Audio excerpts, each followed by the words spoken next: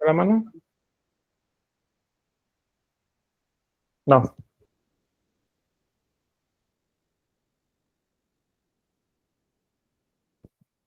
no, bueno, me parece que sí me levantado la mano. Bien, veíamos la semana pasada sobre las cuestiones contextuales, vamos en la baja edad media, acuérdense, es la última etapa. Veíamos también la parte social. Dentro de esto, destaca que las ciudades están en pleno desarrollo. Comenzaron en el románico, y fue la época de mucho desorden en cuanto a construcción, y pues vino en diversas pestes, pero en ese momento es como que se va ordenando un poco más, han encontrado soluciones urbanas y pues las ciudades se van desarrollando, cada vez se van haciendo más grandes y es el momento de ascenso del señor burgués. Acuérdense, el burgués es el que vive en el burgo y el término se utilizaba para aquellos comerciantes o gente de importancia a nivel económica dentro de las ciudades. Entonces, es el momento en el que comienzan a crecer más y van a llegar a tener tanto poder como el rey o como los grandes obispos, sino es que también como el papa, y eso va a generar problemas acá, porque la iglesia no solamente va a tener que entenderse con la aristocracia o la gente alrededor de la monarquía, sino también con los grandes comerciantes, en este caso los burgueses. El momento de mayor esplendor del señor burgués es en el Renacimiento. Ahí ellos son los que tienen prácticamente el poder en las ciudades. Y bien. Luego hablábamos de los gremios, pues entendíamos cómo funcionaban los talleres, las marcas que dejaban, las firmas que eran importantes. Si ya firman significa que les dan reconocimiento, las rutas de comercio en la época, y también dos de las órdenes importantes denominadas mendicantes, los dominicos, los franciscanos. Eh, bueno, en la película salen dominicos, salen franciscanos, salen también de los, eh, ¿cómo se llaman estos? Los cartujos y otros también más. También aparece en la película el Santo Tribunal para la Doctrina de la Fe. Acuérdense que eso es lo que va a comenzar a convertirse en lo que llamamos la Santa Inquisición. En este punto es un tribunal que juzga aquello que es lícito o no dentro de la iglesia y puede determinar si algo es hereje o no. Y si es hereje, pues hay que eliminarlo. O sea, si el acusado de herejía se arrepiente, entonces lo matan rápido. Pero si no se arrepiente, entonces lo van a hacer sufrir para que se supone con el dolor, pues se vaya a limpiar pues de culpas. Eso ya está sucediendo acá, ya no es como en el románico que comenzaba, no, aquí en el gótico ya el tribunal ya realiza ese tipo de juicios. Lo va a hacer luego en el Renacimiento y en el caso nuestro, para la parte de, digamos, Latinoamérica, nuestro referente del momento de mayor dureza de este grupo es el barroco en España y acá en América. Por cierto, un dato, hoy es 3 de octubre, dentro del santoral cristiano católico, es la fecha de la muerte de Francisco de Asís o San Francisco de Asís, que es el fundador de la orden franciscana. Entonces, como una época que se conmemora y dado pues que los monjes, uno de los monjes que vimos ahí eran franciscanos, era el venerable William, que es el que cuestiona al anciano. Entonces, eso ahí como un dato.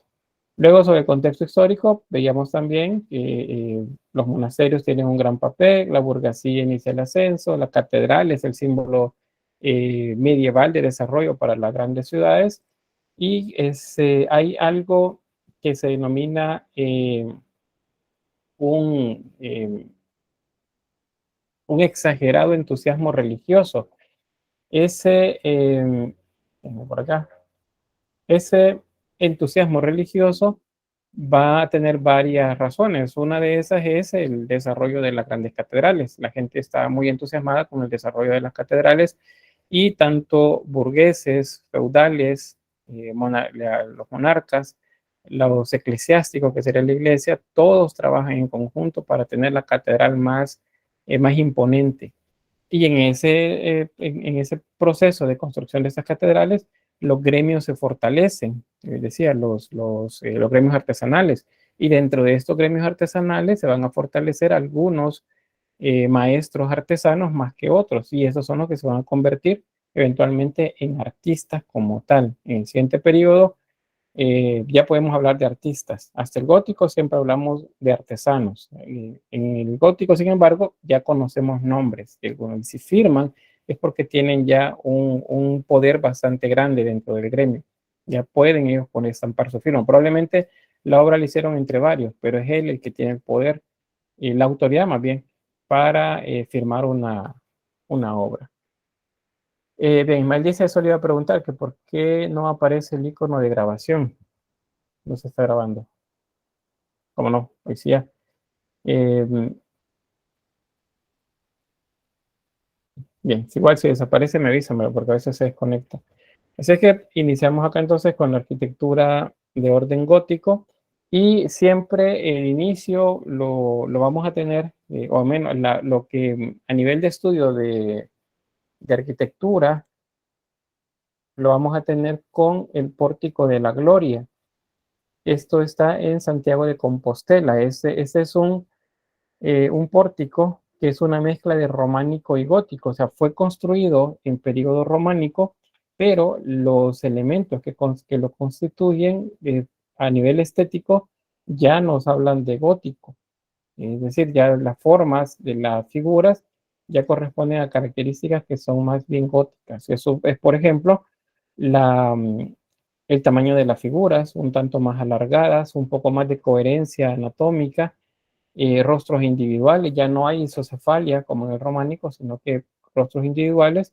Hay una sonrisa arcaica también que se muestra y otros elementos pues por ahí. Entonces, el Pórtico de la Gloria es el inicio del gótico como tal. Aunque, les repito, esto está en una catedral románica. Sin embargo, pues ahí está.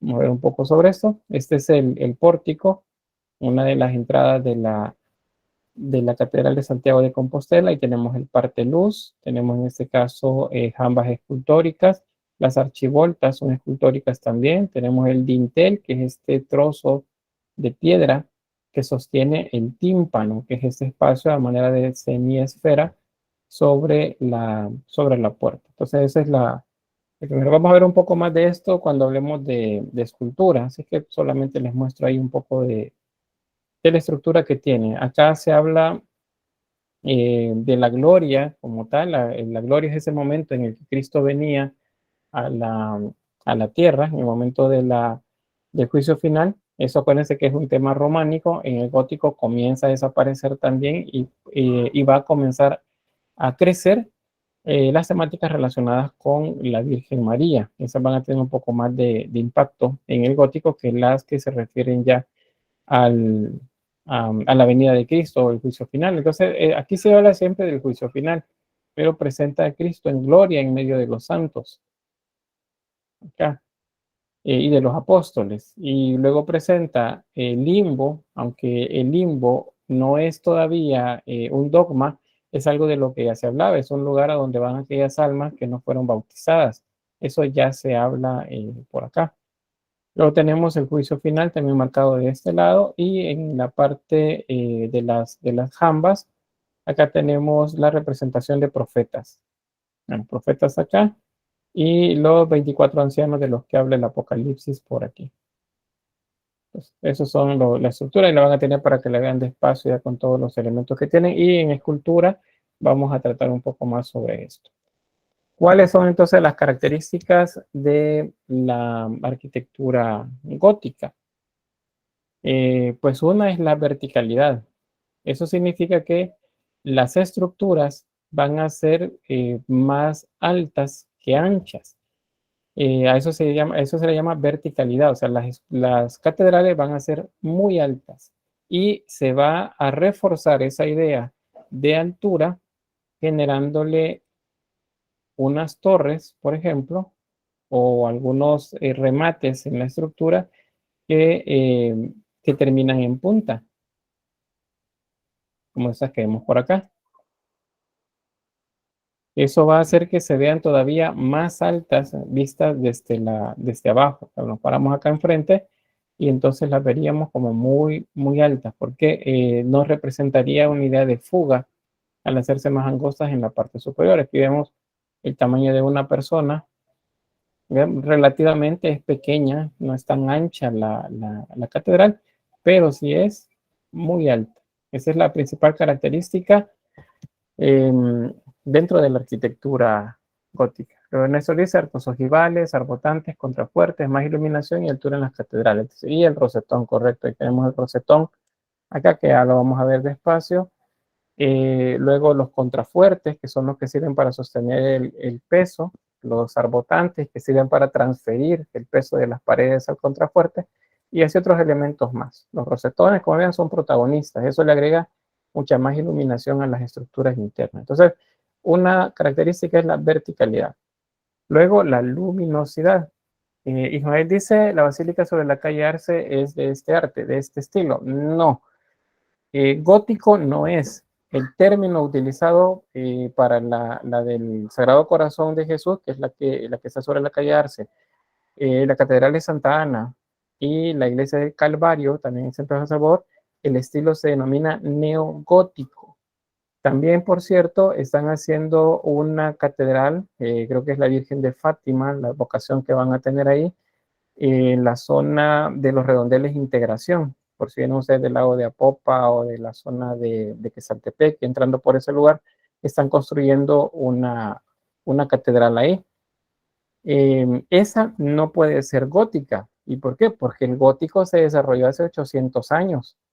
Entonces, ¿cómo se denomina si se ve igual? Entonces, el término es neogótico. Y el estilo neogótico aparece en el siglo XIX. Por eso es que no se los menciono acá específicamente, sino que lo vamos a ver cuando estemos viendo la arquitectura historicista, que es donde aparece el neogótico, el neorrenacentista, el neoclásico y otro montón de estilos por ahí. Y sin embargo, pues al ser estético lo siguen utilizando en algunos momentos. Por eso es que esa catedral que están construyendo lleva ese estilo. Dice el Sagrado Corazón le quitaron el rosetón y se lo cambiaron por un vitral redondo. Hay cuestiones estructurales que son complicadas, especialmente en este tipo de construcciones, en lugares en donde hay muchos sismos. En nuestro país es uno de esos. Entonces es complicado una iglesia de estas que se mantenga al 100% con el estilo propio, ¿verdad? Porque es seguro que se va a caer. Ya vamos a ver algunas de estas que tiene refuerzo, porque si no se caerían. O sea, estas catedrales son muy sólidas, es cierto, pero porque tienen una resolución arquitectónica diferente al resto de edificios que habremos visto. Belinda dice, entonces aquí se aplicaría la Catedral de Notre Dame. Sí, el Notre Dame sí es una catedral gótica, es del primer periodo del gótico. Y pues vamos a verla, por cierto, ahí un poco despacio. Bien, pero vamos entonces con las características. Una característica de la verticalidad, o sea, son catedrales muy altas. Lo siguiente es la luminosidad.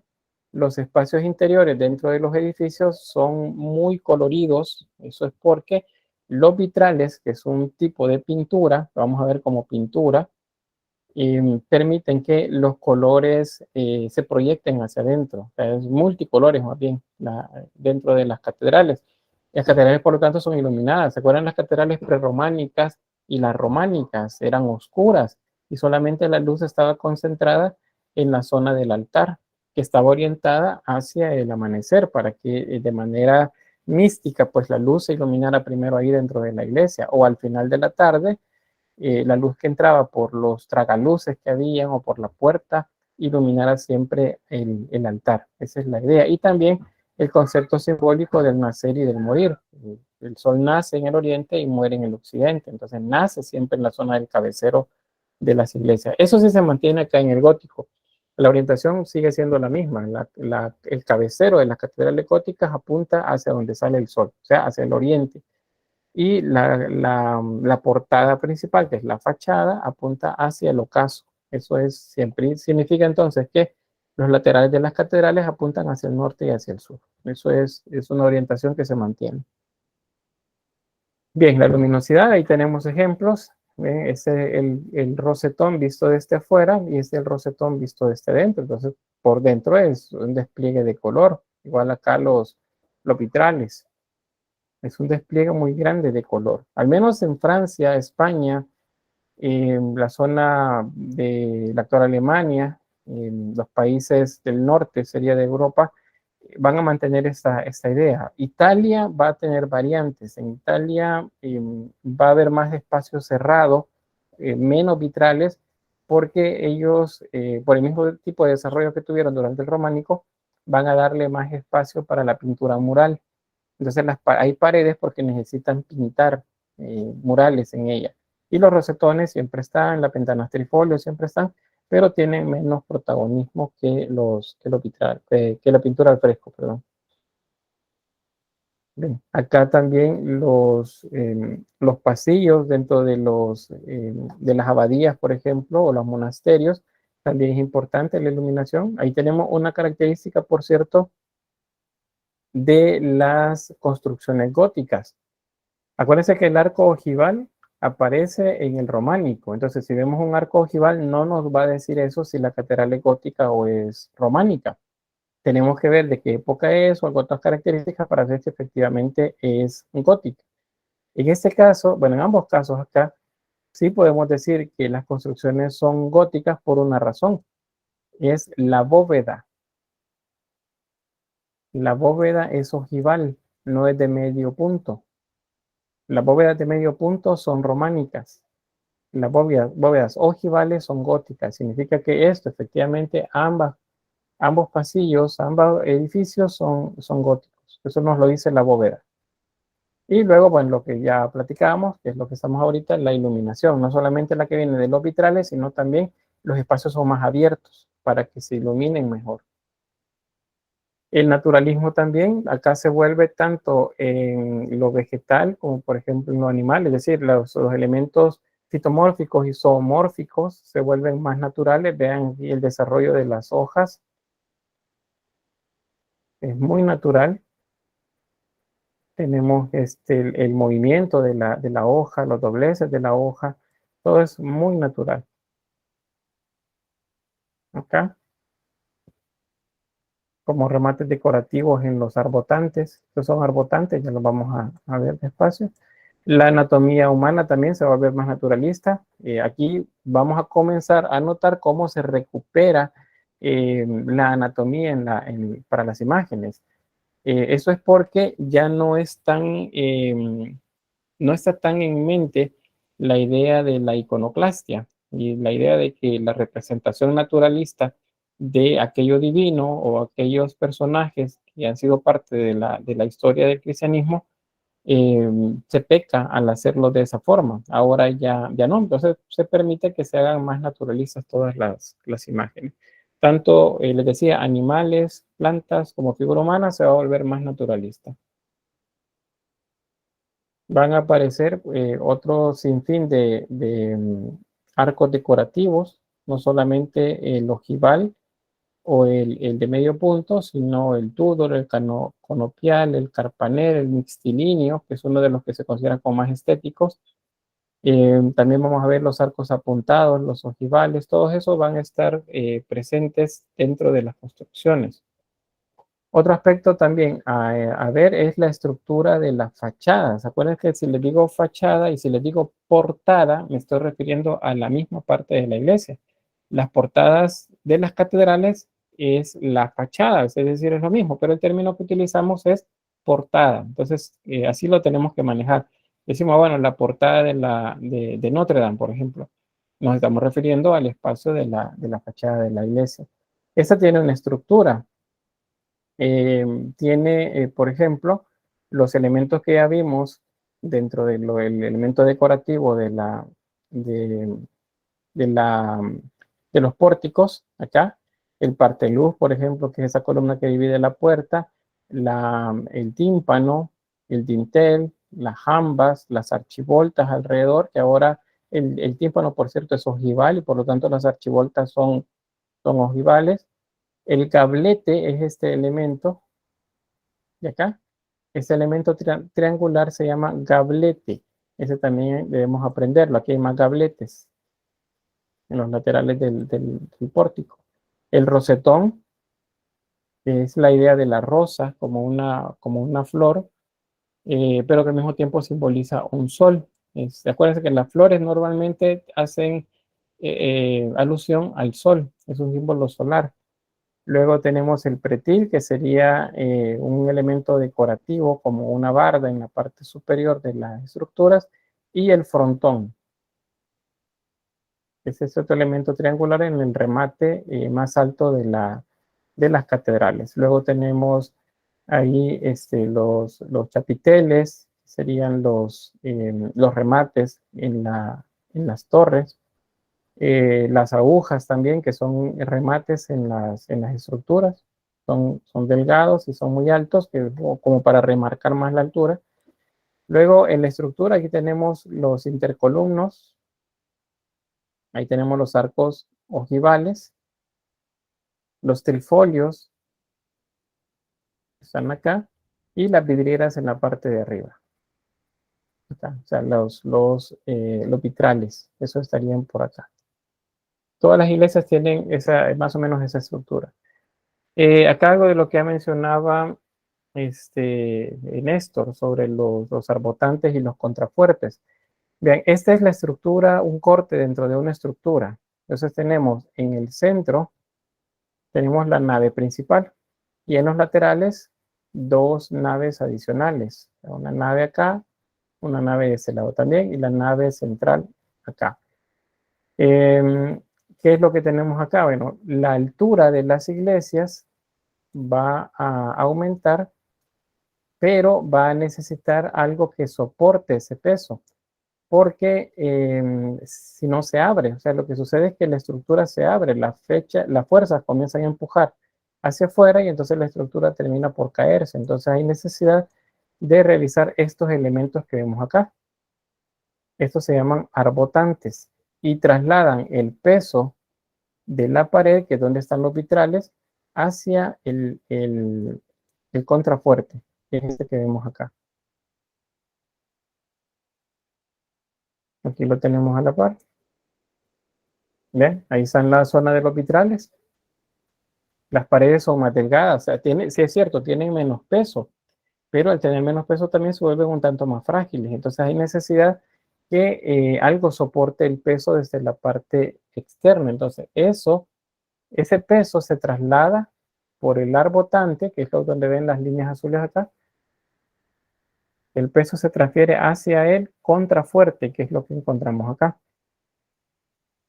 Entonces la función del arbotante es eh, apoyar el peso de la nave central en el contrafuerte. Aquí. Y el contrafuerte traslada el peso hacia abajo. Y de esa manera las estructuras se vuelven más sólidas.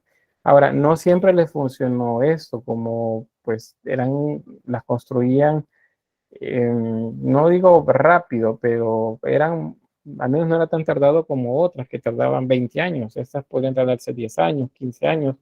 No tardaban 50 años, sino que podrían ser 20 años más o menos. Entonces, el trabajo era bastante arduo para la construcción, y al principio pues se enfrentaban a eso, al peso, qué es lo que podría soportar el peso de la estructura. Entonces, hay algunas de esas iglesias que desde el momento que se inauguraron, por así llamarlo, comenzaron a deformarse.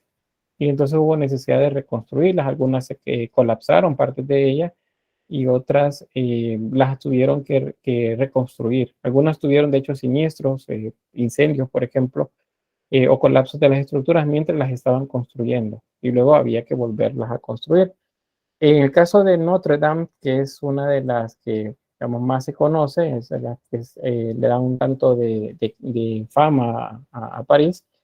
Si recuerdan, hace 2 años, si mal no recuerdo, hubo un incendio y se quemó esta parte, que es la techumbre, pero no colapsó toda la estructura, salvo la torre que tenía en el centro. Esa sí colapsó y cayó hasta la zona del altar en la parte interna, pero lo demás no. Y eso es porque, si se fijan en este diagrama, tenemos una bóveda, esta es de piedra, y sobre la bóveda otro refuerzo, es una segunda bóveda, y sobre ella la techumbre. Esta techumbre es de madera y de un material, pizarra, me parece que es el nombre que se llama, que es lo que hace las veces de las tejas, y se pone en la parte superior, y está hecho para que la nieve, por ejemplo, se deslice rápido y no haga soporte, no se quede acá, pues, y no le agregue más peso a la estructura. Entonces, por eso es que se quemó toda la parte de arriba y no se quemó toda la catedral, solamente fue una parte. Y luego decían, bueno, ¿por qué no le consiguen unos helicópteros o algo que llegue a tirarle agua?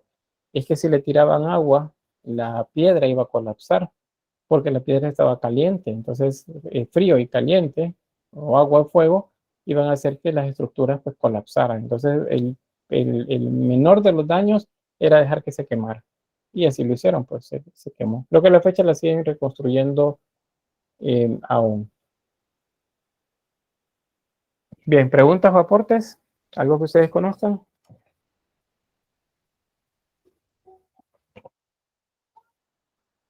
Sí, dígame, Néstor.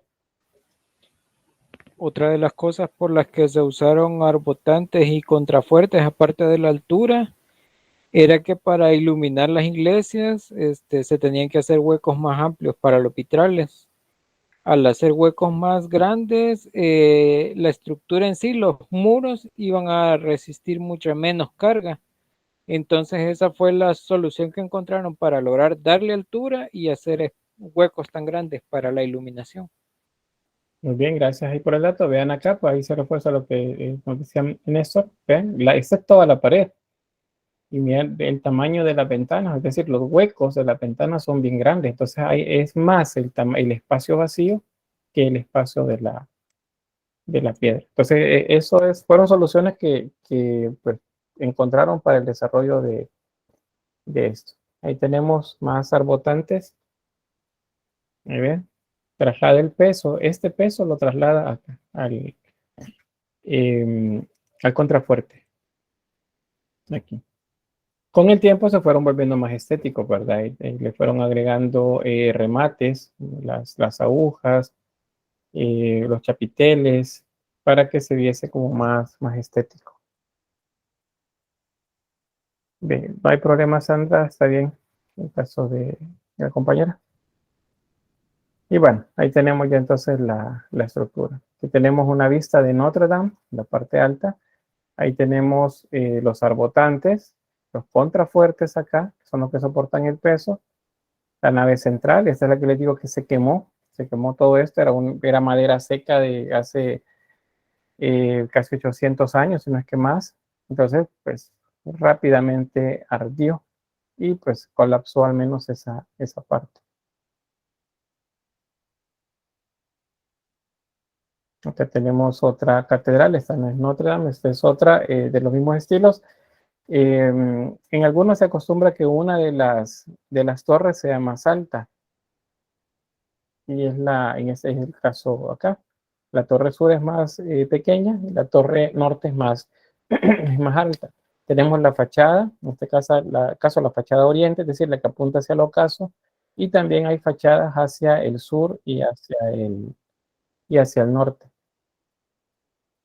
Acá, es como la estructura. Vean que es cruciforme. Todas las iglesias góticas son cruciformes. Algunas se nota un poco más la nave central que las laterales, pero básicamente la estructura de cruz está presente dentro de estas. En España, por ejemplo, no todas tienen esta misma estructura, algunas son mucho más largas y los brazos son muy angostos. Entonces, pareciera que es una basílica al estilo muy romano, ¿verdad? No cruciforme, sino solamente rectangular. Pero pues dependerá de los lugares. Eso ya es cuestión de lo que prefería la gente a partir de lo que conocían como antecedentes arquitectónicos. Ya tenemos una más. En este caso, eh, tenemos la puerta principal, esta sería la portada. Acá tenemos elementos decorativos. Tenemos las jambas, son pilares jamba. Las archivoltas, estos son elementos decorativos geométricos y algunos pitomórficos. El dintel, en este caso, es un vitral. Y bueno, hacia arriba el rosetón. Y vamos a ver también que hay pinturas. Las pinturas no necesariamente son góticas. Estas fueron agregadas posteriormente. En algunos casos se las agregan durante el periodo renacentista a la misma estructura. Entonces, por eso con el tiempo se van volviendo eclépticos, que es el nombre que se les da cuando se mezclan varios estilos en la misma estructura. Y ahí, siempre la idea que se vea alta. Esa es una manera de mostrar a nivel de símbolo que estas iglesias se acercaban más al cielo, o sea, se acercaban hacia la bóveda celeste. Por lo demás, bueno, ahí tenemos los gabletes, que son estas formas triangulares sobre las archivoltas, acá el rosetón y el frontón en la parte superior. Y aquí también estos remates en esta parte de la estructura. Lo otro, también una manera de describir las portadas de las iglesias es por cuerpos. El primer cuerpo es el más cercano al suelo. En este caso, el cuerpo sería este. Es el que contiene la portada junto con el gablete. Acá, ese es el primer cuerpo. El segundo cuerpo lo constituiría el rosetón y estos frontones de acá. Y el tercer cuerpo sería el remate del frontón en la parte superior. Entonces, digamos que esto tiene tres cuerpos. 1, 2, 3. O sea, este es 1, este es 2 y este es 3. ¿Cómo veo? ¿Cómo lo leo eso? ¿Cómo sé dónde llega cada cuerpo? Nos lo delimitan estas estructuras. Estas. ¿Ve? Y aquí hay otra línea. Esto nos delimita los cuerpos.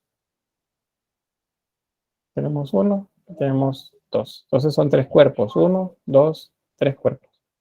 Otro ejemplo más. Ese es en Notre Dame. Digamos que es como el prototipo al menos del primer estilo gótico. El primer estilo gótico es como el más, el inicial, el más puro.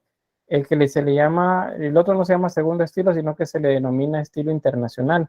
Es el que se desarrolla en la mayor parte del resto de Europa. Entonces, este tiene esa estructura. Vean ahí cuántos cuerpos contamos. Hasta acá llega uno. Es un cuerpo, dos cuerpos y tres cuerpos, que significaría las dos torres. Acá. Aquí cada uno de estos segmentos es un pórtico. Y ahí tenemos el desarrollo escultórico en cada una de ellas. Luego el rosetón, la Galería de los Reyes, que son esculturas de reyes colocados acá. Y las torres en este caso son cuadradas, no tienen ningún pináculo ni chapitel en la parte alta. Esto significa pues que son cuadrados, son cuadrados las estructuras. Entonces algo más, aquí está. Otra vista más de la misma Catedral de Notre Dame. Ahí tenemos los segmentos.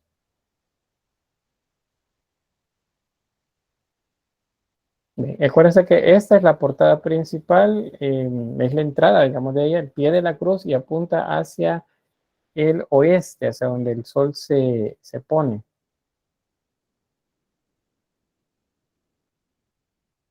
Y acá, ¿cómo está estructurado? En el caso de Notre Dame, si se fijan, es más un estilo basilical clásico. Casi no se notan los brazos de la cruz, sin embargo, los brazos de la cruz están ahí, están acá. Y en este caso, en Chartres, o Chartres, como se leería en español, en este caso sí se nota la cruz. Los pórticos son mucho más los laterales, el pórtico principal acá, las dos torres, y vemos que tiene en el primer segmento tiene tres naves. Luego viene el transepto, que es donde se juntan los brazos de la cruz, y luego pasa a 5 naves. Luego el ambulatorio y ¿cómo se llaman estos? Los absidiolos. Eso de acá, porque todo el cabecero constituye un ábside como tal. Entonces los pequeños son absidiolos, los que están pegados en él. En el caso de Notre Dame, la estructura nos dice, bueno, son 5 naves, Y tenemos acá el ambulatorio alrededor del altar. En esta tiene una galería de coro, le llaman, es el primer segmento antes de la zona del altar. Acuérdense que el símbolo es, el primer segmento es el pueblo, la gente natural, los aldeanos, los villanos acá. Luego el transepto, en este caso, bueno, actualmente al menos es un espacio vacío, es como un ambulatorio. Luego sigue la zona del coro, probablemente acá es donde se les permitía a la gente importante estar, y luego sigue el altar, por ahí. Pues, más. Antes de, bueno, les explico esta lámina y luego les muestro algo más. Esta es la Catedral de Laon. Y la estructura es básicamente la misma que en otras catedrales. Tenemos las arcadas, que son los espacios que van entre las columnas. Luego tenemos la tribuna, eso es una zona de ventanas, hay vitrales en la parte más externa. Luego sigue el trifolio, son segmentos divididos por tres aberturas. En algunos casos el trifolio es una ventana con tres espacios, cada uno representando, o figurativamente representa una flor, que puede ser matrifolio, las tres flores. Y el claristorio es el lugar en donde están los vitrales propiamente, que sería la zona más alta. Desde abajo es un tanto difícil ver a detalle qué elementos son los que están representados en los vitrales. No podemos decir que todo servía como para que el alto clero, el sacerdote o el monje les explicara a la gente algo de lo que acontecía acá, ¿verdad? Porque es bastante alto, no necesariamente se tiene que ver, pero servían siempre con lo mismo, con la intención de educar y de iluminar la estructura en la parte interna. Hay diferentes formas de arcos y de elementos decorativos que pues, también se encuentran dentro de las estructuras. Acá otros más. La forma de la cruz es bien importante. En estos casos, por ejemplo, esta tiene una columna central y tiene cuatro pilares o pilastras adosadas a la columna principal. Si hiciéramos un corte a la mitad, entonces nos vamos a encontrar algo como esto. Es una forma de cruz, se llama pilares cruciformes. Los capiteles decorados, mucha decoración naturalista, que acuérdense puede ser fitomórfica, zoomórfica o aún antropomórfica. Las bóvedas de crucería, sexpartitas, en este caso partidas en 6 partes, significa el nombre, ojivales.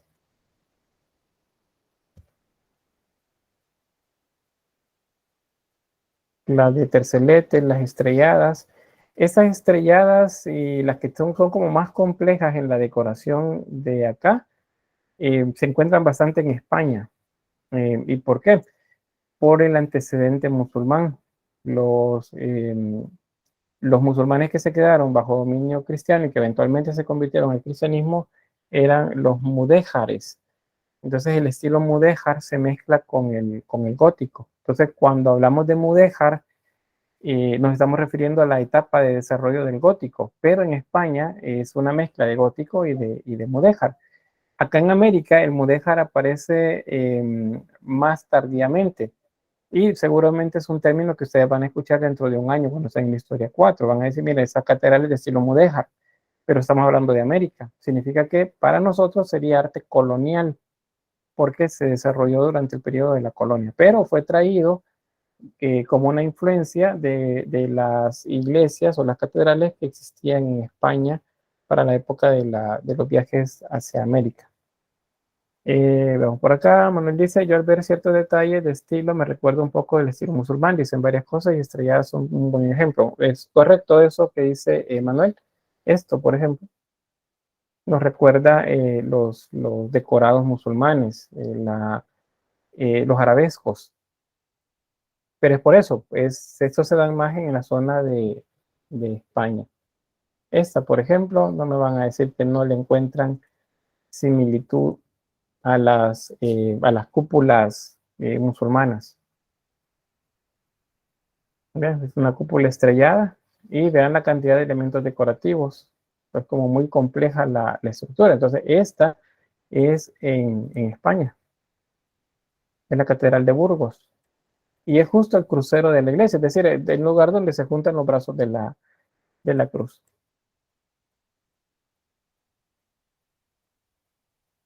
Y bueno, ahí se alcanzan a ver los vitrales hacia los laterales. Vean que las iglesias son completamente iluminadas.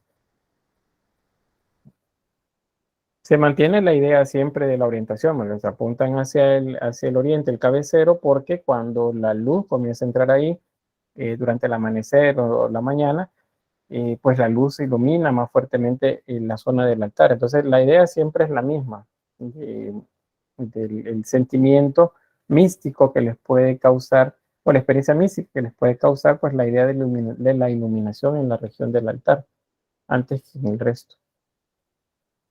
Otras más, esto ya es un poco más tardío, siempre, ven, mucho más complejos, tienen forma de, estas le llaman abanico,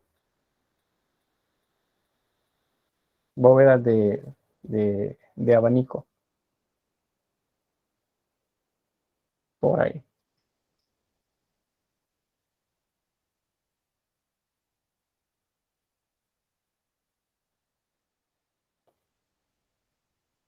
Bien,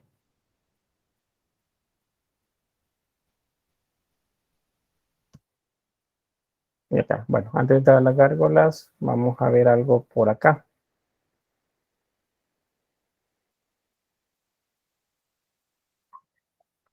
Déjenme ver aquí.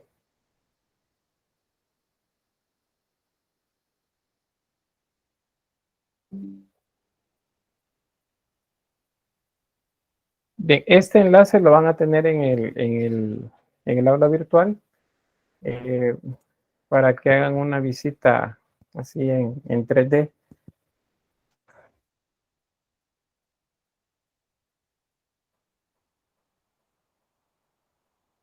Pero si no le gusta, igual lo apagan. Vamos a cerrar acá. Y aquí les va señalando dentro de la estructura de la página, les va a ir señalando los lugares a donde se pueden acercar. Entonces tocamos, por ejemplo, acá la puerta y ya nos transporta a la parte interna. Entonces estamos acá, justo la puerta de entrada nos queda ahí atrás.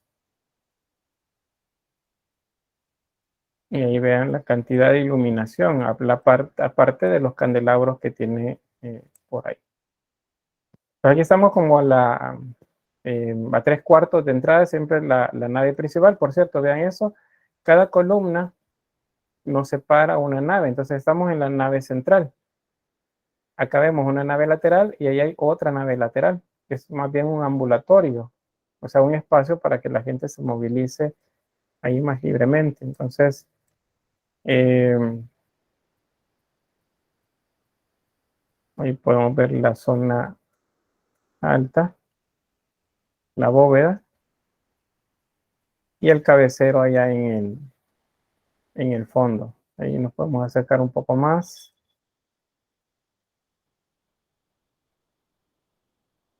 Acá estamos en el crucero o el transepto. Acuérdense que los dos transepto es el término que utilizan acá. Transepto y crucero significan lo mismo. Es el espacio en donde se cruzan los brazos de la cruz. Ahí como un rosetón y vean la cantidad de luz entonces que entra al edificio a través de ahí. Ahí tenemos la galería y el claristorio en la parte de arriba. Y la bóveda ojival. Ahí tenemos en la que estamos viendo hacia atrás, la puerta principal, el rosetón principal. Ahí está la zona del coro, por cierto. Ahí tienen el instrumento musical que se coloca ahí, un órgano. Y de ese lado igual, la zona de las arcadas, la galería y el claristorio en la parte alta. Ahí tenemos otro rosetón.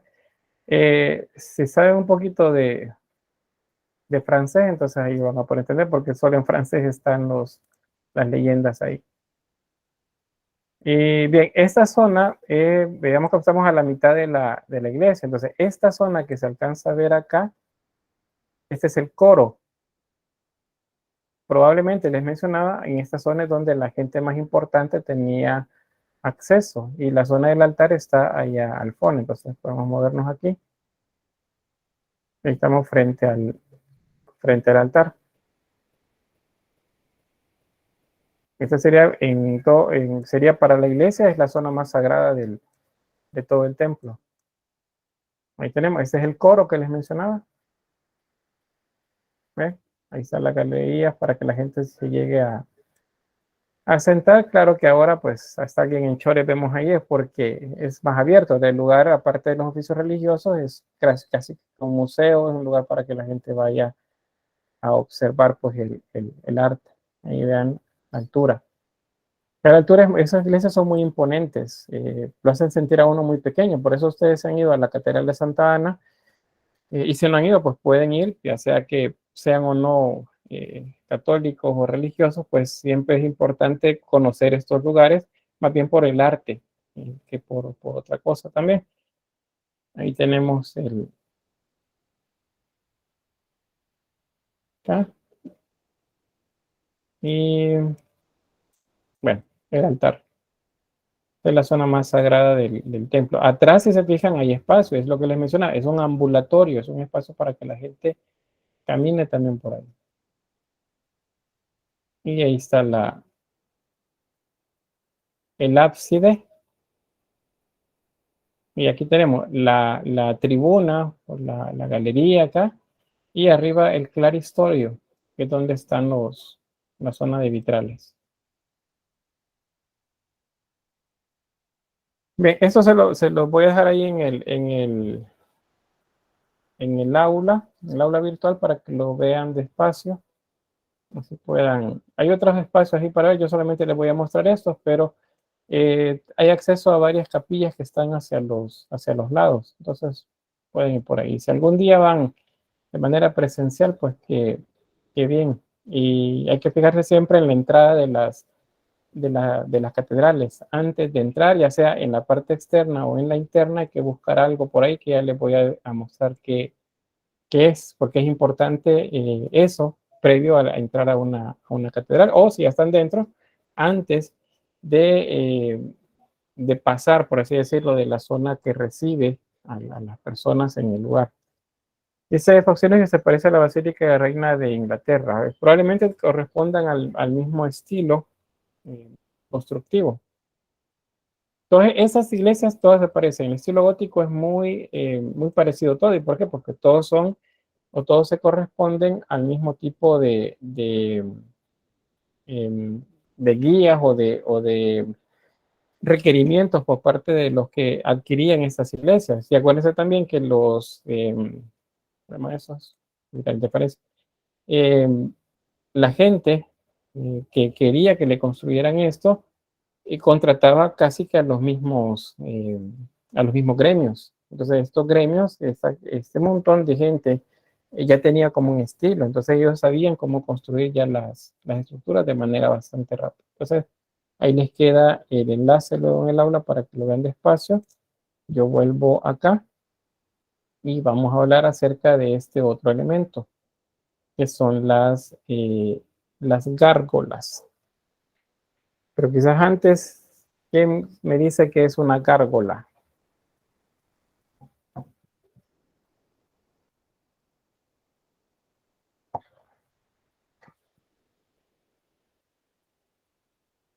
¿Qué es una gárgola?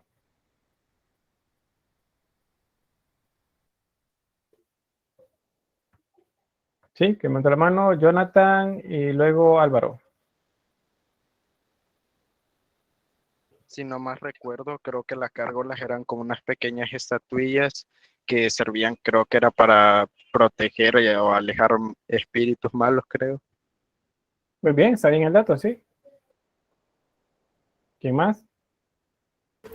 Yo recuerdo en un libro que leí sobre arquitectura, más que todo, cómo levantaba una catedral. Me, me, me fijé en las ilustraciones que que las gárgolas se veían como doble propósito, decía el autor.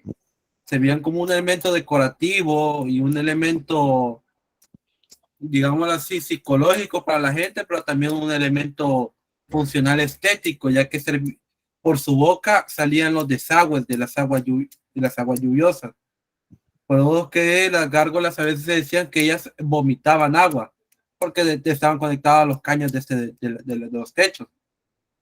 Sí, muy bien, gracias.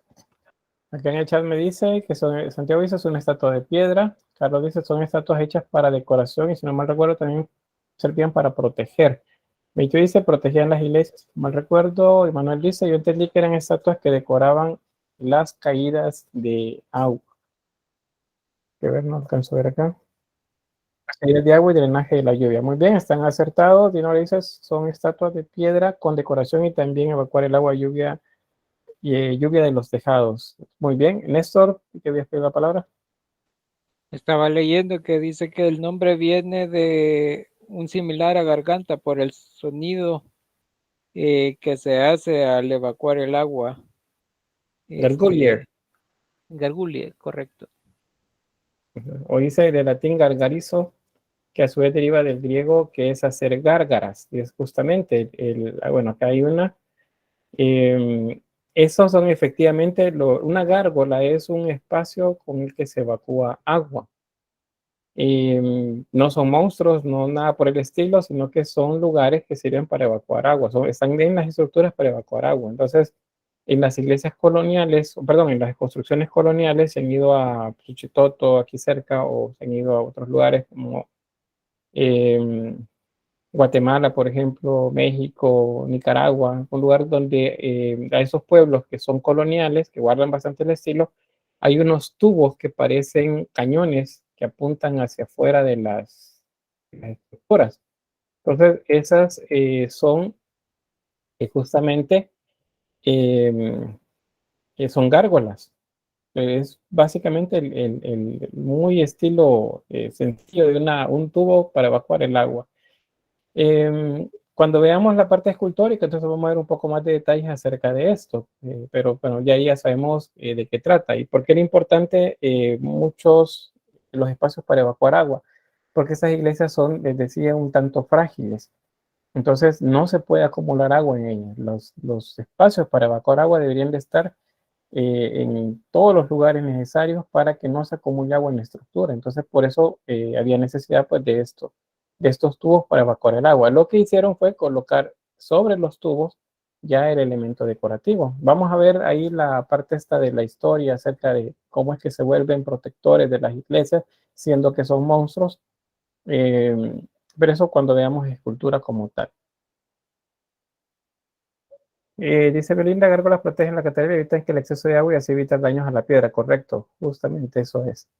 Bien, otro elemento interesante, que es lo que les decía, si alguna vez van a una de estas iglesias góticas en Europa, pónganle atención a estos elementos, los laberintos, porque resulta que las iglesias góticas tienen laberintos en la entrada. Este es Charles, este es en Reims, por ejemplo, Amiens, San Vital de Ravenna también, y otros más. San Martín, acá. Esos lugares, esos laberintos, son un símbolo de un proceso de transición y de purificación también para las personas. Entonces, las personas cuando llegaban a la iglesia, vean, aquí está en la entrada, acá, es este de aquí. Las personas, una vez entran, deben comenzar a caminar siguiendo el laberinto. Entonces, para ver el laberinto, ustedes tienen que ir viendo hacia el suelo, ¿verdad? No levantan la cabeza, tienen que ver siempre hacia el suelo para poder seguir el camino. Van siguiendo el camino. Acá, vemos, entran aquí y hacen el camino y deben recorrer todo el laberinto. Una vez han llegado al centro, entonces en ese momento, de manera simbólica, han sido purificados. Y entonces ustedes ya pueden levantar la cabeza y poder observar a manera de, ha dicho más bien de aquella época, la grandeza de la estructura, de todo lo que simboliza la estructura. Acuérdense que la parte externa de las iglesias simboliza el mundo presente. O sea, es el mundo, el que llamamos, a nivel religioso se llama el mundo, ¿no? Es que esas cosas son del mundo, o sea, se refieren al mundo presente, a todo esto que está contaminado por aspectos malos, en términos religiosos me refiero. Entonces, cuando entran ustedes, hacen el paso en el laberinto y entonces su cuerpo, su alma, más bien no el cuerpo, su alma se purifica y entonces pues, ya se es digno de poder observar la grandeza de la estructura. Entonces, estas, digamos que son laberintos grandes. Hay otros que son más simbólicos, por ejemplo, la Catedral de León en España. Eso es lo que tienes en la parte externa, que sería el atrio de la iglesia. Ahí tiene un laberinto pequeño, es más bien como casi que se puede recorrer únicamente con la vista, porque es pequeño, es más el símbolo y no tiene un laberinto en la parte interna. Entonces no es que todos los tengan como esta, pero hay que buscar siempre el símbolo del laberinto en las entradas de las iglesias para luego hacer pues el ejercicio ese de, de purificarse, tal cual como se hacía en la época. Ahí si se fijan, pues la gente es lo que está haciendo acá. Tienen que llegar al centro y una vez llegan al centro, pueden levantar la cabeza para ver el resto de la catedral. Aquí tenemos varios más. Amiens, Reims y otros símbolos también que nos hablan acerca de la época en la que fueron construidas, personajes importantes para la iglesia y cosas así. ¿Preguntas o aportes? ¿Comentarios?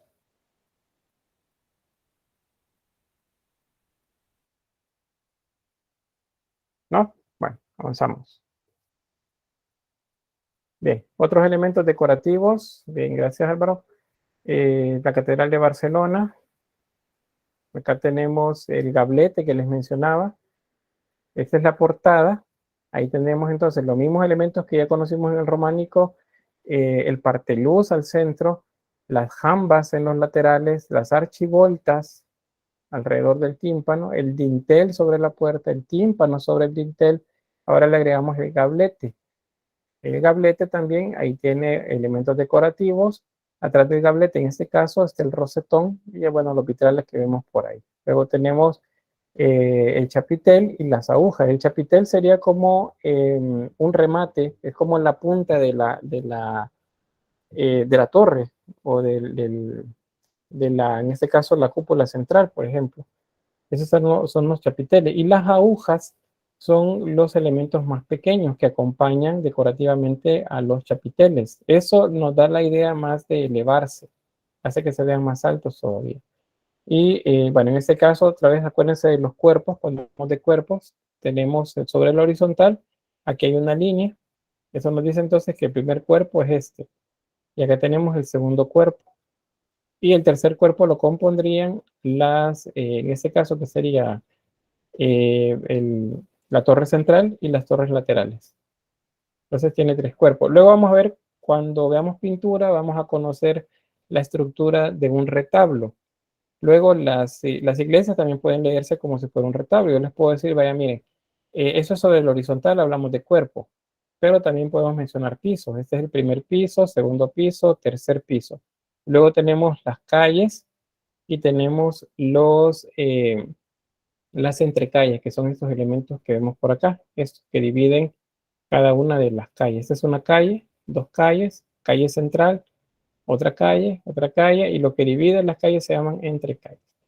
Entonces, por acá, solamente les pido un momentito, debo de atender algo por acá. Ya vuelvo.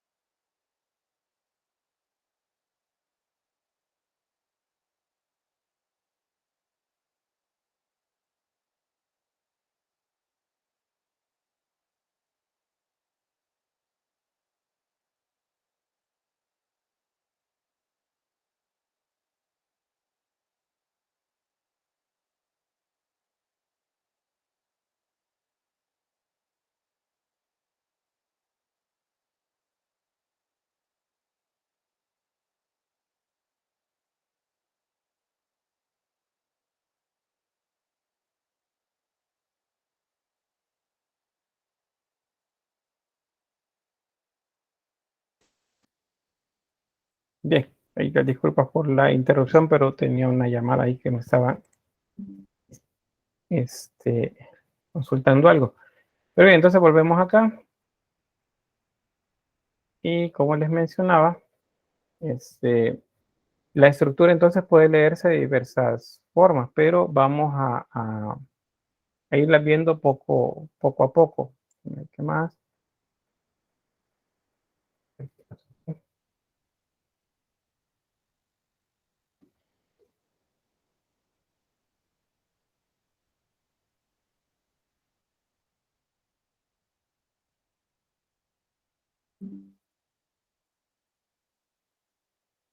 Ahí está.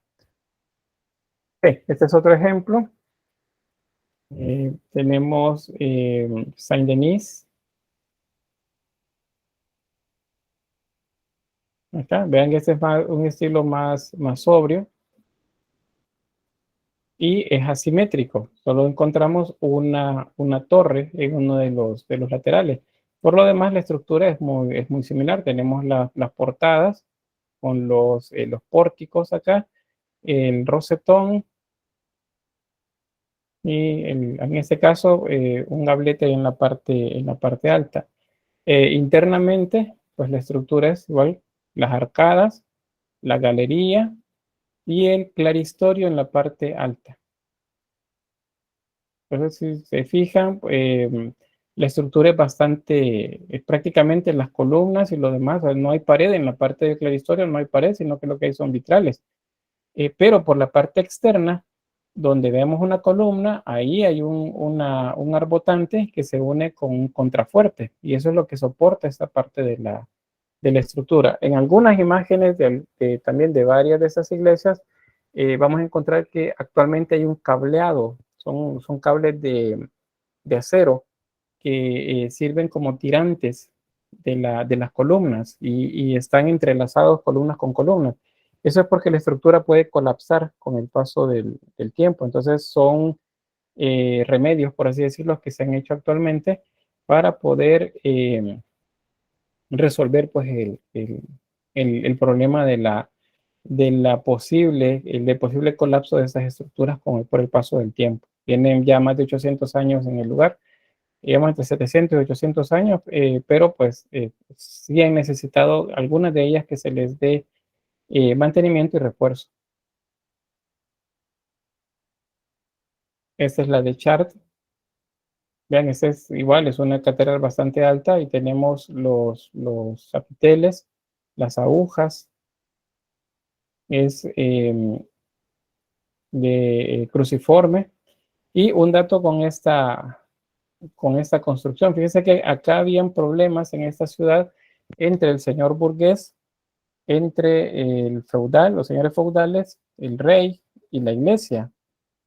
Al final, pues cada quien como tiraba de un lado a otro, tratando de ver quién era el que dominaba el lugar, pero a la hora de la construcción de la catedral, pues comenzaron a trabajar juntos, algunos, pero de repente alguien se molestaba y se separaba del grupo.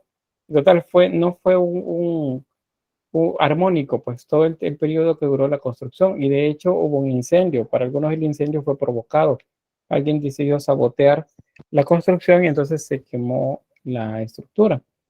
Y este ejemplo se lo doy por un dato importante, y es que una de las cosas que les he venido hablando acerca del gótico es el entusiasmo religioso. ¿Se acuerdan que en el románico la gente terminó desencantada porque no sucedió lo del que Cristo venía, no hubo juicio, mucha gente perdió lo que tenía porque se lo cedió a la iglesia pensando que de esa manera pues iban a evitarse el juicio final? Y entonces hubo desencanto, y es lo que se llama crisis religiosa de ese momento. Entonces la iglesia recurrió a ciertos artilugios, a ciertos eventos de manera de entusiasmar a la gente. Entonces en este lugar sucede uno de esos eventos. Resulta que se incendia y colapsa ya lo que se había construido de la iglesia. Y entonces la gente lamentaba mucho que en el lugar se hubiese perdido una reliquia. Y las reliquias, otra vez les recuerdo, son elementos, objetos o partes que se consideran partes del cuerpo de un santo, como por ejemplo el cráneo o un hueso de cualquier lugar del cuerpo. Entonces, esa reliquia era, se decía que era el manto de la Virgen. Ese manto era el manto de la Virgen. Entonces, estaba en ese lugar y resulta que se incendió todo. Entonces, la gente lo vio como una tragedia, como un mal augurio de todo lo que se estaba dando y que era, pues, el problema de que la gente se estaba peleando a nivel de liderazgo en el lugar. Entonces, el sacerdote, el obispo, más bien, convoca a una misa en la que invita a todos para que se arme de nuevo eh, aquello que les había juntado inicialmente para construir y que se olvidaran de los problemas que tenían internos.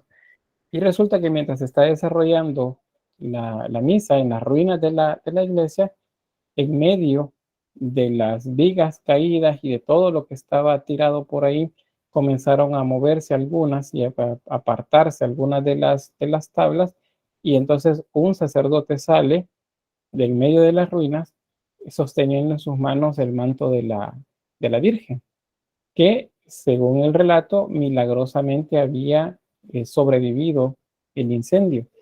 Entonces ese evento, ya sea que fue algo inventado o que efectivamente algo preservó del calor, del fuego, el manto, eso hizo que se unificara de nuevo la comunidad y que todos enfilaran apuntaran sus esfuerzos para la construcción de la catedral de nuevo. Entonces, a eso se le denominan milagros.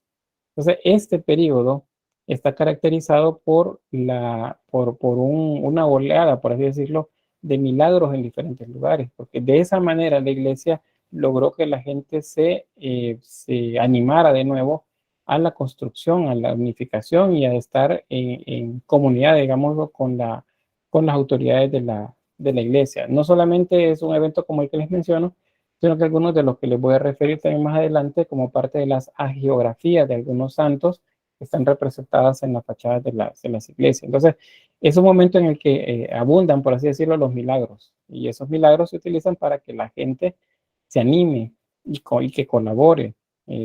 Tanto gente rica como gente pobre se unía pues para la construcción de estas iglesias. O sea, de esa manera es como se entiende ese espíritu que había en esta época de fervor religioso y que fue lo que permitió pues la construcción de ese tipo de catedrales. Bueno, avanzo. Esta es la catedral de Reims. Vean que esta se parece un tanto más a Notre Dame, eso es porque corresponde a esta primera etapa, las portadas en la parte del primer cuerpo, el rosetón principal, que es el que vemos por aquí, y las torres. Es muy similar al estilo de Notre Dame. Esta no es una catedral, esta es la que se denomina la Santa Capilla de París. Esta es, de manera externa, pues es bastante, digamos, un poco sobria, no tiene muchos elementos decorativos, pero sí le corresponden bastantes vitrales. Entonces, internamente, ahí pueden ver la cantidad de iluminación que le corresponde a esta capilla.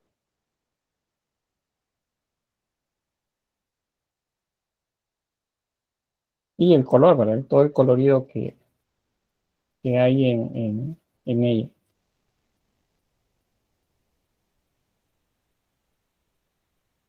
Esta sí, pregunta Inés, que solo tiene un cuerpo. Sí, esta solamente tendría no un cuerpo, sino una nave. Si hablamos de la parte interna, es una nave. Los cuerpos están en la parte frontal. Aquí tenemos un cuerpo, dos cuerpos y el tercer cuerpo que le correspondería al frontón. Entonces, cuando hablamos de cuerpos, nos referimos a la parte externa, digamos los niveles o los pisos, por así decirlo, de la fachada. Solamente hablando de la fachada. ¿Qué es lo que yo les decía luego? Vamos a aprender a leer como calles, entre calles, pisos, todo eso, pero cuando hablemos de retablo, porque hay algunas fachadas que se les denomina fachada retablo, porque tienen la misma estructura. Pero en la parte interna es una nave. Las naves son, acuérdense, los espacios que están divididos entre las paredes o entre las columnas de la construcción. Bien. Hay otras imágenes más de la misma Santa Capilla.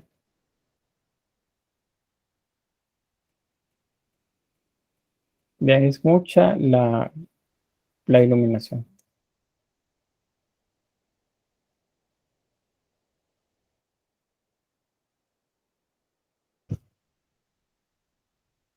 Bien, eso es en España, la Catedral de Toledo. Es la misma estructura interna, pero a nivel externo es diferente. Vean que las torres campanarios son diferentes.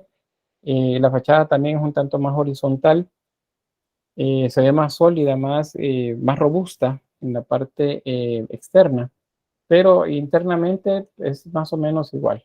La nave principal, nave central, la zona del altar, la bóveda sexpartita, acá, y luego correspondería lo mismo, las arcadas, tribuna y el claristorio en la parte más alta. Esa que vemos por aquí, es el claristorio. Siempre en el claristorio están ¿cómo se llama esto? Los vitrales.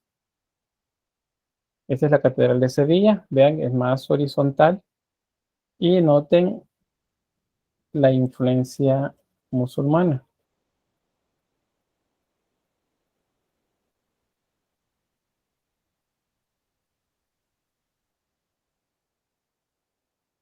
Entonces es la misma, la estructura gótica, pero los elementos decorativos son musulmanes, al menos influencia musulmana. No podemos decir musulmán directamente porque acá influye tanto el mozárabe como el mudéjar. El mudéjar es el más actual, correspondiendo justo al momento de desarrollo del gótico.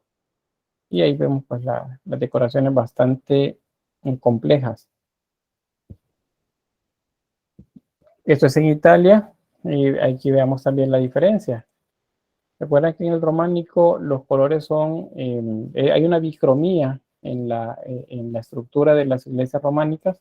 Entonces esta es la de Santa María de las Flores, o Santa María de Flores.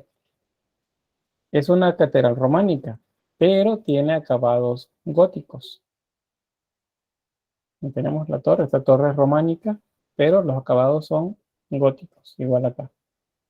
Y la cúpula que vemos ahí al fondo, esta de acá, y también se nota, esta es renacentista. De hecho, se considera la primera obra renacentista como tal, obra del Filippo Brunelleschi. Entonces, eso nos demuestra pues, que los edificios se fueron reconstituyendo, reconfigurando, o al menos ampliando, con los estilos que seguían. En este caso, románico, gótico en este momento. Y ahí tenemos el interior.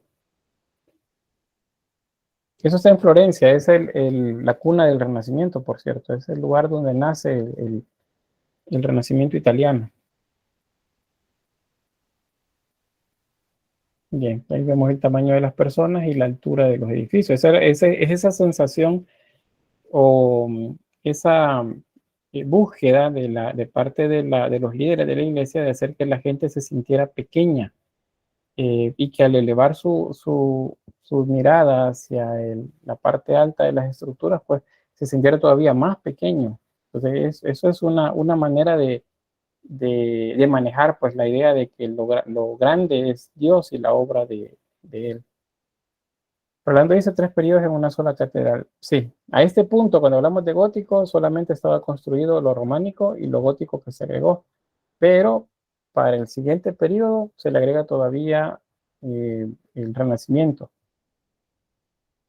Así es. Entonces, reconocemos un poco más el italiano, acuérdense, porque hay bicromía en la estructura. Vemos blanco. Eso en las otras catedrales se ve nada más el color de la piedra. Vean, eso es en Siena, también en Italia.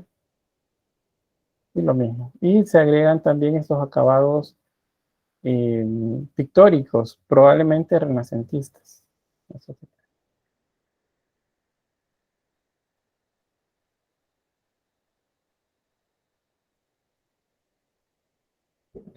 Muy bien. Está. Yo siempre es Italia. Arquitectura civil también existió. Esta no es tan grandiosa. en cuanto a la verticalidad, sí a la horizontalidad, sí a la presencia del edificio en el entorno de las ciudades, pero los elementos decorativos sí nos lo dicen. Ahí nos dicen que esto es gótico. Vean los decorados ojivales, los trifolios, ¿está? Pero las fachadas son como más sobrias.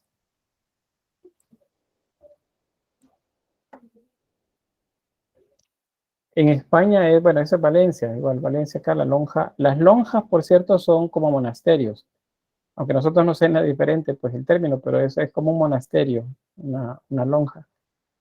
Y aquí está el interior, vean la techumbre.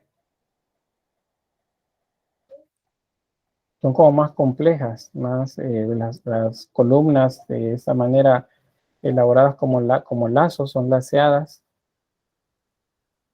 Y pues la decoración estrellada en la bóveda. No recuerdo en este momento el porqué del nombre de lonja, pero pues ahí si alguien lo puede averiguar por ahí para que nos lo diga, pero sí es aplicado pues a un edificio de ese periodo. Ese es un claustro, acá. Entonces los claustros, palacios, edificios siempre eran ubicados pues con decoraciones góticas. ¿Sí, Álvaro? Responder la pregunta de Jonathan sobre qué es lonja, que ahorita acabo de Por buscar favor. rápidamente. Según la todopoderosa Wikipedia, dice, una lonja es el lugar de reunión de los comerciantes, o por el contrario, el término mercado suele asociarse más a la venta del por menor, aunque también existen mercados centrales donde se denominan lonjas. O sea, una lonja es un mercado. Muy bien, gracias por el dato. Solo bueno, ahorita digamos que se permite Wikipedia. Más adelante vamos a ir eliminando de las referencias, pero básicamente el término Para un para eso. término así salir rápidamente de la duda, Wikipedia bastizó. Eso sí es cierto. Muy bien, gracias. Bien, entonces avanzamos. Esto es en Bruselas. Un ayuntamiento es el edificio, digamos, de gobierno. Bien, esta es también la idea de la verticalidad.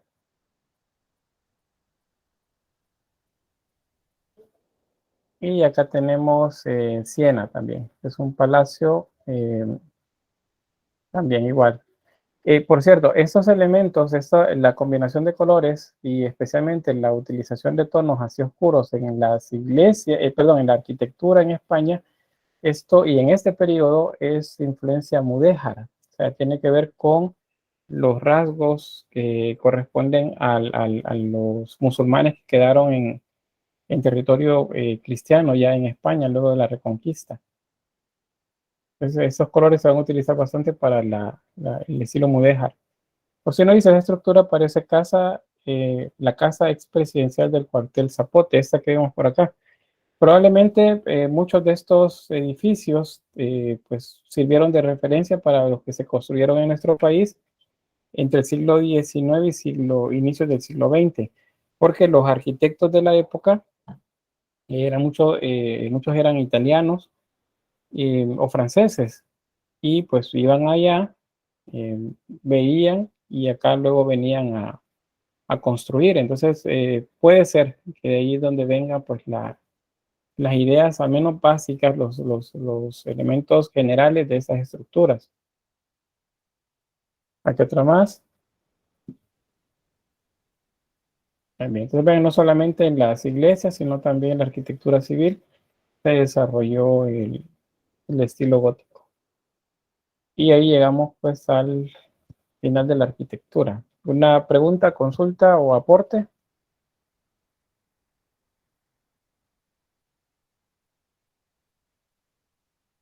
¿No? ¿Estamos bien?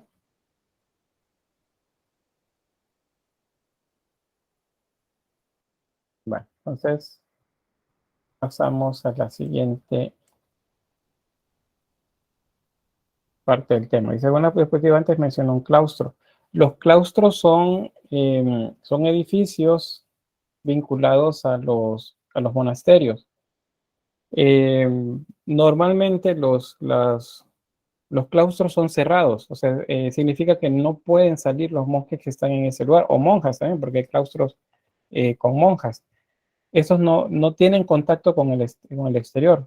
Se le llaman monjes o monjas de clausura, porque pues tienen restringido el acceso hacia el exterior. O sea, entraron siendo jóvenes a la orden, cualquier orden monástica, y nunca van a salir de ahí. O sea, se olvidaron de la familia y de cualquier contacto con el exterior. Esos son los claustros en el sentido como muy estricto.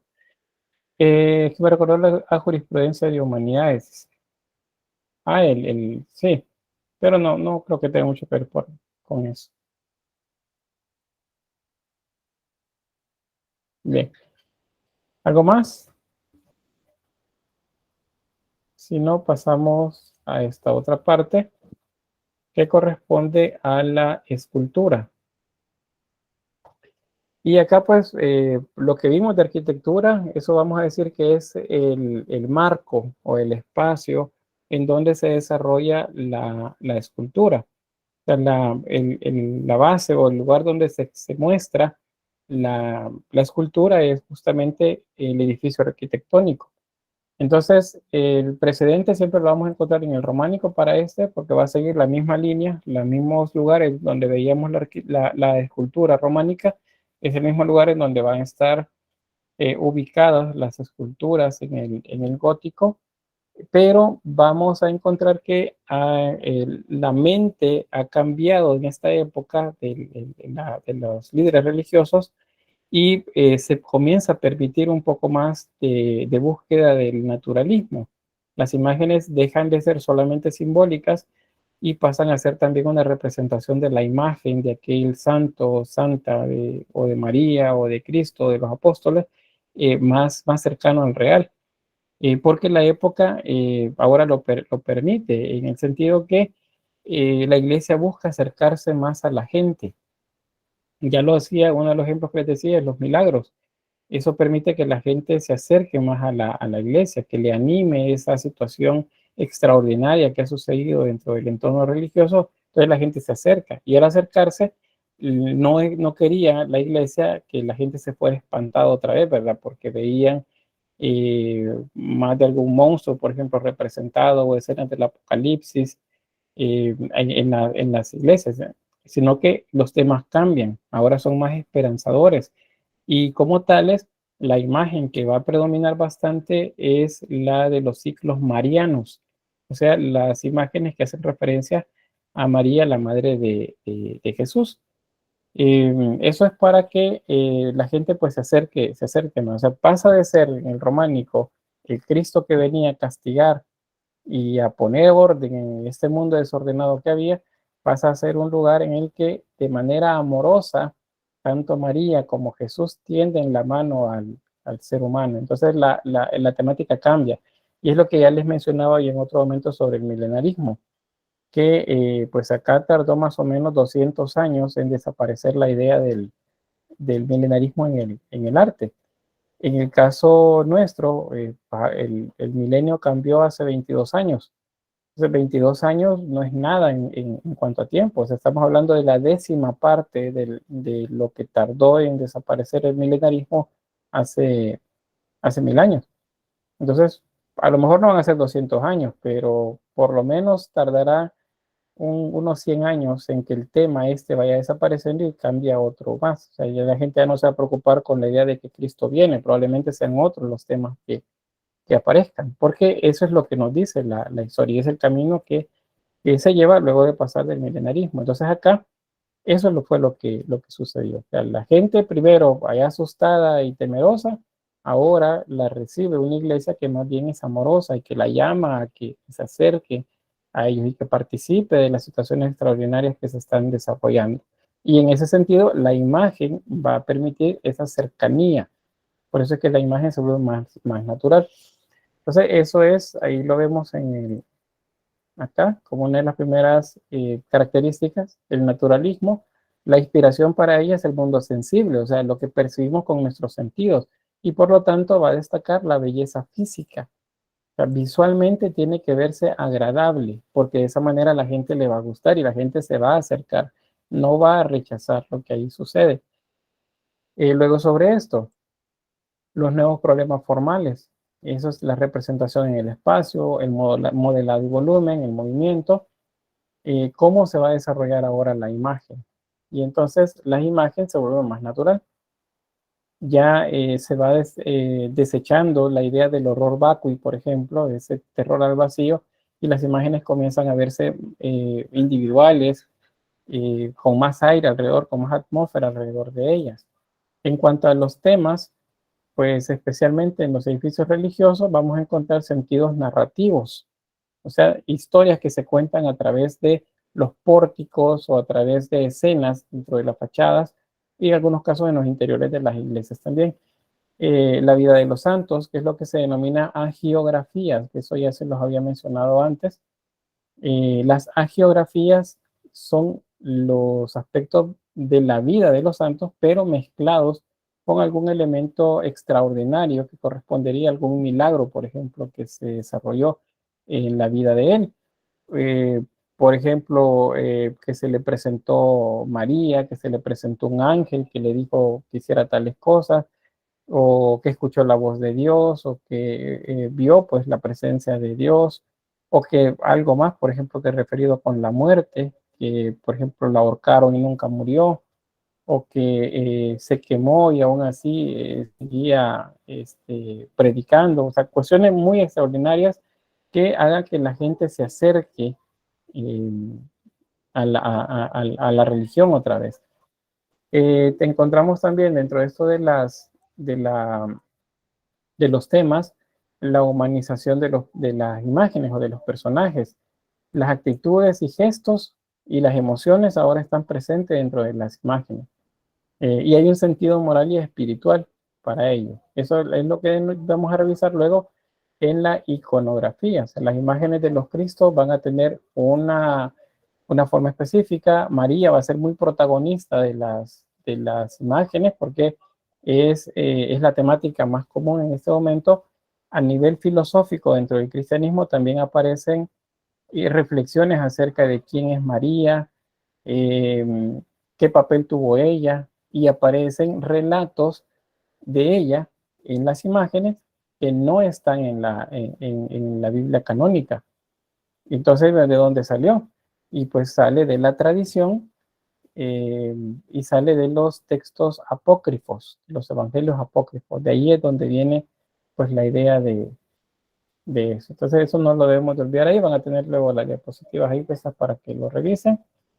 Las tipologías de la escultura, pues vamos a tener esculturas en relieve en las fachadas, vamos a tener también en sepulcros, los retablos que ya les mencionaba, que son estos elementos decorativos similares a los iconostasios que veíamos en Bizancio, solo que estos están atrás del altar, no están adelante tapando el altar, sino que estos están atrás, sirven como escenario para la zona del altar.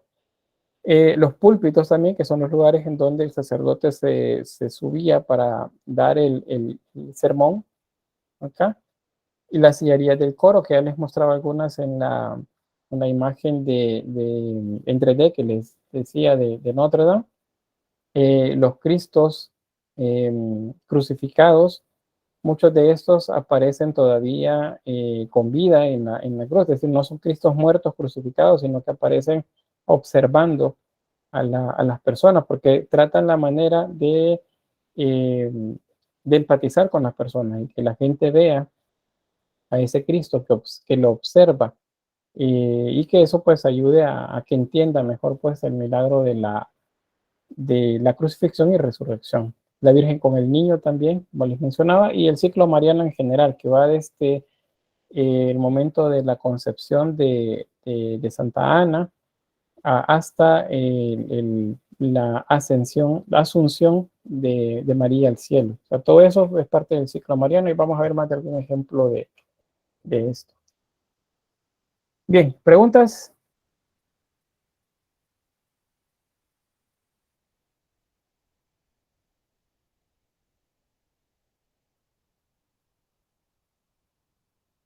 ¿Sí? ¿Qué, Álvaro? O sea, como un poco recapitulando, porque el internet se me puso terco y no se escuchó casi nada. La escultura gótica pasó de ser del que el románico se buscaba únicamente enseñar y que la escultura no estaba muy bien desarrollada.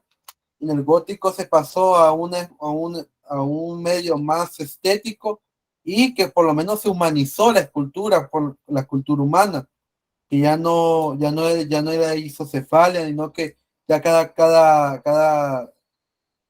cada obra era diferente entre sí. Sí, muy bien, ahí está en la imagen justo lo que menciona compañero. Vean los rostros isocefálicos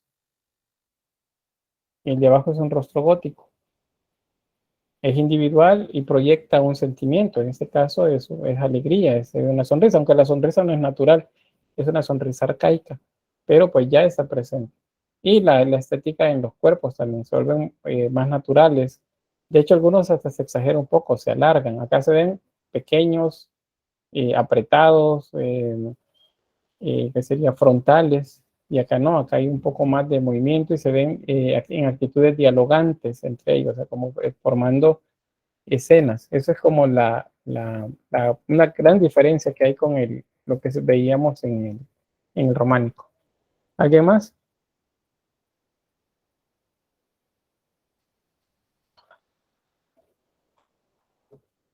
¿No? Bueno, vamos a quedarnos entonces hasta acá.